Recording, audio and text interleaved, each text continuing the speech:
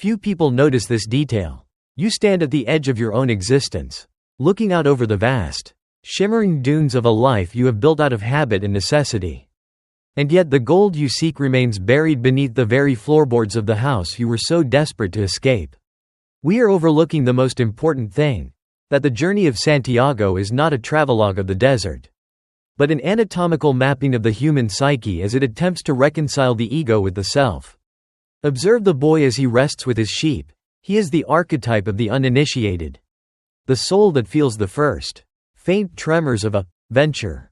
You feel it too, don't you? That low-frequency hum in the marrow of your bones that tells you the current configuration of your reality is a coat that no longer fits.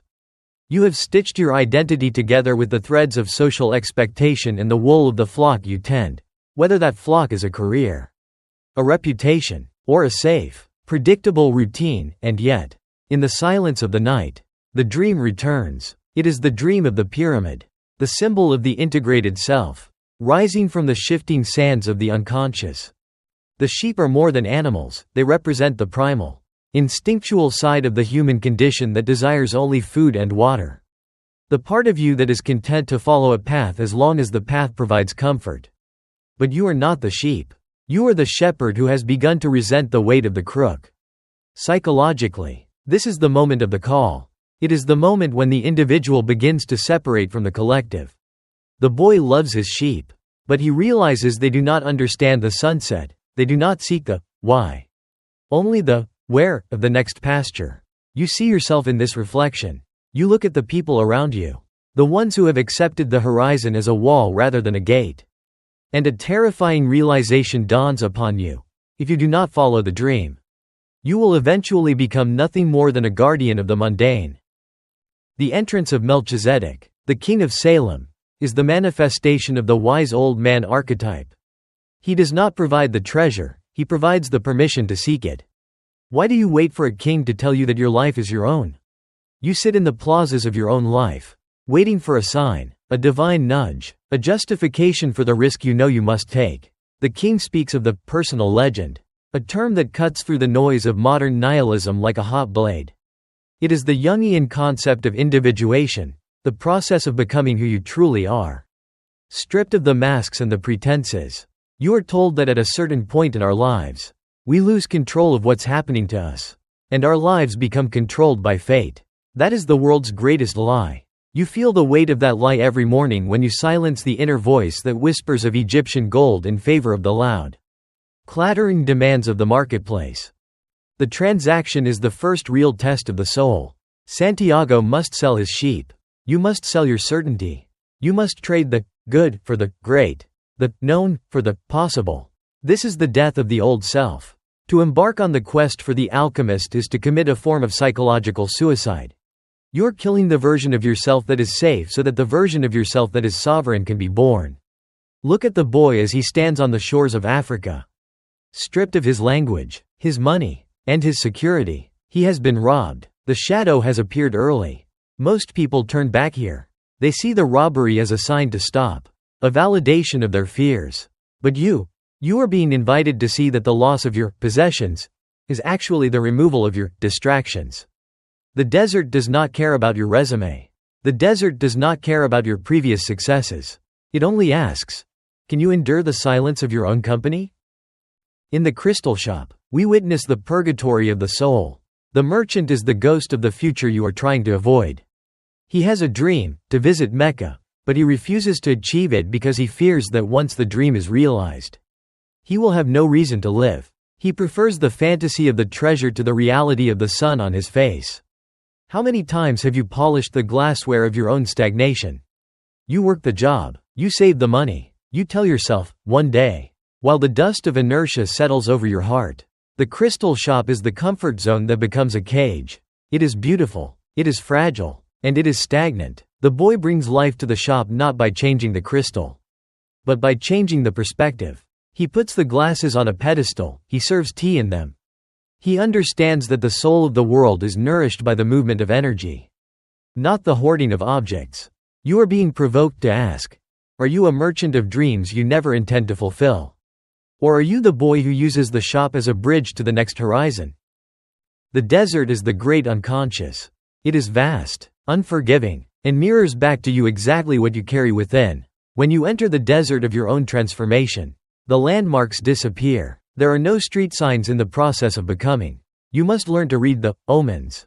These are not superstitions, they are the synchronicities of a psyche that has finally aligned itself with the objective world. When you stop fighting the flow of your life and start observing the patterns, the world begins to speak to you in a language older than words. The flight of two hawks, the shift of the wind, the sudden meeting with a stranger. These are the vocabulary of the anima mundi. You have spent your life trying to dominate your environment, but the path to the gold requires you to participate in it. You are being asked to dissolve the boundary between I and it. Then comes the alchemist. He is the master of the shadow. He does not offer comfort, he offers a mirror. He carries the elixir of life and the philosopher's stone, but he knows that these are useless to someone who has not first mastered the lead and weight of their own fear. To turn lead into gold is not a chemical process, it is a psychological metamorphosis. It is the transmutation of your trauma, your doubt, and your limitations into the sovereign authority of a self-actualized being.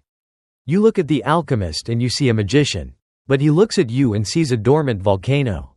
He knows that the only thing standing between you and the ability to turn yourself into the wind is the belief that you are a solid, unchangeable thing. You are entering the heart of the dunes now. The wind is picking up, and the familiar stars are beginning to fade. You are no longer the shepherd. You are no longer the crystal merchant's assistant. You are becoming the journey itself. The fear you feel is not a warning to stop. It is the friction of your old ego rubbing against the magnitude of your true potential. It is the heat required for the alchemical reaction. Do not look away. The pyramids are not in Egypt. They are the structure of your own soul, waiting to be excavated from the sands of your own forgetting. The desert is a cruel teacher because it lacks the capacity for pity. And it is here, in the vast expanse of the trial, that the second person, your own internal observer, must confront the terrifying reality of silence. You are moving through the shifting topography of the subconscious, where every dune looks identical to the last, and the temptation to believe you are moving in circles becomes a deafening roar. In this stage of the work, the psychological weight of the journey shifts from the excitement of the departure to the endurance of the middle. This is the negredo phase of the alchemical process, the blackening, the charring of the soul, where everything you thought you knew about your strength is burned away. You realize that the personal legend is not a gift bestowed upon the lucky, but a sculpture carved out of the raw granite of persistence. Observe the boy as he sits by the campfire, the flickering flames casting long, distorted shadows that dance like the doubts in his mind. He thinks of Fatima, he thinks of the desert well, the smell of the wind, and the safety of the oasis. This is the ultimate trap of the heart, the desire to stay in the lover archetype because it offers a sanctuary from the hero archetype's isolation. You have been there, have you not? You have reached a plateau in your growth where the view is pleasant, where you are loved, where the struggle has ceased for a moment. And you tell yourself that this is enough. You tell yourself that the treasure at the pyramids was perhaps a metaphor all along, a trick played by a king to get you to find this oasis. But the alchemist stands in the shadows, his presence a silent rebuke to your complacency. He knows that if you stay, the very thing that makes you thrive now, the water, the love, the peace, will eventually become the stagnant pond that drowns your spirit. To move forward is to embrace the archetype of the wanderer. It requires a psychological detachment from the fruits of your labor. You must love the woman, but you must not let the love become a shackle. You must respect the desert, but you must not let it become your grave. The alchemist pushes Santiago because he understands that the soul of the world is in constant motion.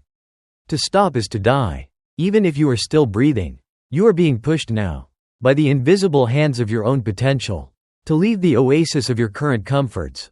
The fear you feel, the tightening in your chest when you think of leaving what is certain for what is only promised, is the lead of your spirit. It is heavy. It pulls you down toward the earth. The work of the next 5,000 steps is to learn how to make that heaviness buoyant. The journey continues into the deep desert, the territory of the warring tribes. Here, the external conflict mirrors the internal fragmentation of the seeker. You are no longer fighting the environment. You are navigating the chaotic impulses of a world that does not want you to succeed. The tribes are the manifestations of the collective shadow, the parts of humanity that are stuck in conflict, greed, and the defense of territory. They represent the noise of the world that attempts to drown out the music of the spheres. In this space, the alchemist teaches the boy the most difficult lesson of all, to become the wind. This is not a literal command of the elements, but a psychological state of total fluid identity. To become the wind is to lose the I that is vulnerable to the sword.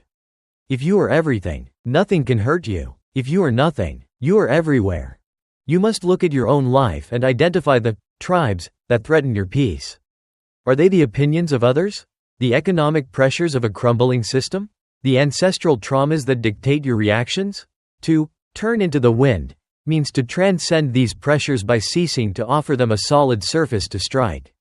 When you stop resisting and start transforming, you move from the role of the victim to the role of the creator.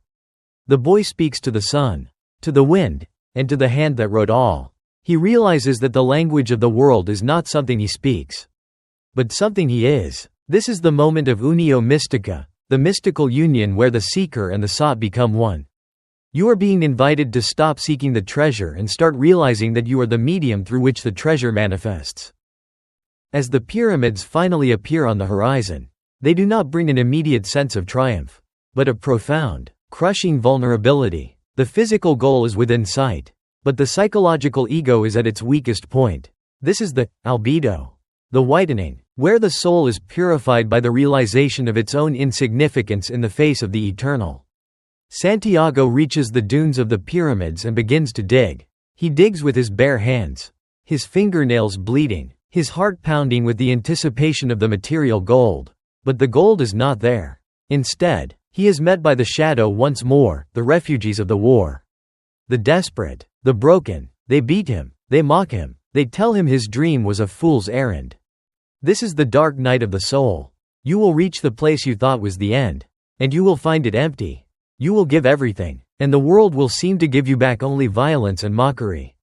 But listen closely to the air. In the very moment of his greatest defeat, the leader of the thieves tells Santiago about his own dream, a dream of a treasure hidden in Spain. Under a sycamore tree where a shepherd once slept. The circle closes. The irony is the final alchemical catalyst. The treasure was always beneath his feet, but he had to travel thousands of miles to develop the eyes capable of seeing it. You are standing at the base of your own pyramids right now. You are exhausted. You are questioning why you ever left the sheep. But the secret is this. The treasure is not the gold coins. The treasure is the fact that you now know the language of the wind. You have the ability to turn lead into gold within your own heart. The journey was not a search for an object, but a process of becoming the kind of person who can find gold anywhere. The sycamore tree is waiting. The roots are deep, and the earth is ready to give up its secrets. But only because you are no longer the person who left. You are the one who returned, carrying the desert inside you. The return to the starting point is not a regression. It is a homecoming to a self that has been scrubbed clean of the illusion of distance. You realize now that the distance between the shepherd's field and the Egyptian sands was never measured in miles, but in the shedding of layers. Each mile was a layer of ego. Each day of thirst was a layer of vanity. And each moment of despair was the burning away of the false belief that you are separate from the source of your longing. You stand again under the sycamore tree. The same branches that once offered mere shade, but now they offer a canopy of cosmic order. You are looking at the same soil, but your eyes are no longer the eyes of the boy who merely wanted to see new pastures. You possess the vision of the integrated self. Psychologically, the discovery of the gold under the roots of the familiar tree represents the integration of the shadow and the light. The treasure was always in the home, the center of the psyche, but the psyche is a master of camouflage. It hides the most valuable parts of us in the places we are most likely to take for granted. You spent years looking for validation in the eyes of the world, seeking the pyramids of career success, social status, or the approval of the distant other, only to find that the capacity for total fulfillment was dormant within your own foundational experiences. But, and this is the provocative truth you must swallow, you could not have found it by staying home. The irony is the law. The treasure is only accessible to those who were willing to lose it forever. You are being asked to look at your own sycamore tree. What are the simple, fundamental truths of your existence that you have ignored in favor of the exotic and the far off? The alchemist didn't lead Santiago to the gold, he led him to the realization of the gold. This is the ultimate Jungian aha moment. The gold is the lapis philosophorum, the philosopher's stone that allows you to remain unshakable in the face of chaos. When you find the gold within your own history, your own wounds, and your own backyard, you are no longer a slave to the where or the when. You become the master of the here and the now. The wind blows from Africa, carrying the scent of Fatima and the dust of the dunes. And you realize that the journey has no end because the soul is infinite. You have found the chest of coins. But the coins are merely the physical evidence of a spiritual victory. You have negotiated with the sun. You have stared into the eyes of the desert and did not blink. What can the world possibly threaten you with now? The fear of poverty, the fear of judgment, the fear of being wrong. These are the ghosts of a man who has died and been reborn. You are the gold. The transformation is complete. You are no longer searching for the meaning of life. You are the meaning that life has been searching for. Freedom is not the absence of responsibility, but the total presence of self. You are free because you have seen the hand that wrote all, and realized it was holding your own hand the entire time. The seeker and the sought have dissolved into a single, luminous point of awareness. You are home, and for the first time, you are actually there to experience it. 1. Never betray your personal legend. Lesson. Each of us is born with a unique mission, something that sets our soul on fire. In childhood, we know exactly what it is. But as we grow, fear and societal prejudices cause us to bury it deep within. Video commentary.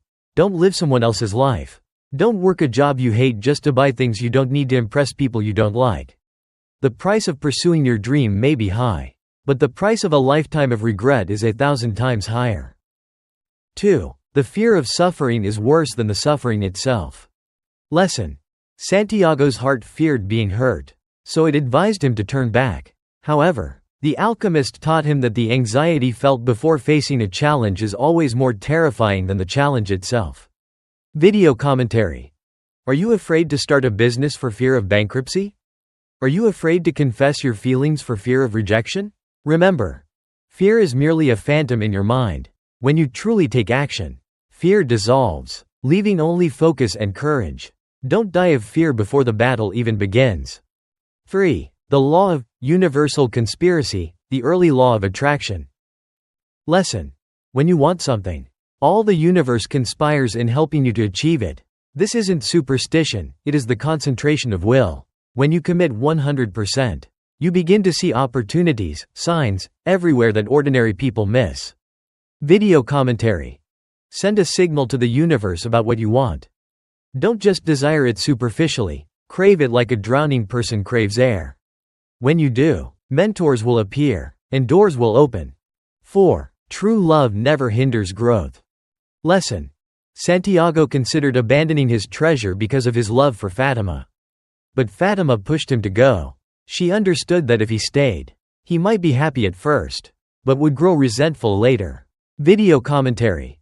If someone asks you to choose between them and your dreams, that isn't mature love. A true partner is the person who gives you wings to fly higher, not the one who locks you in a golden cage of security.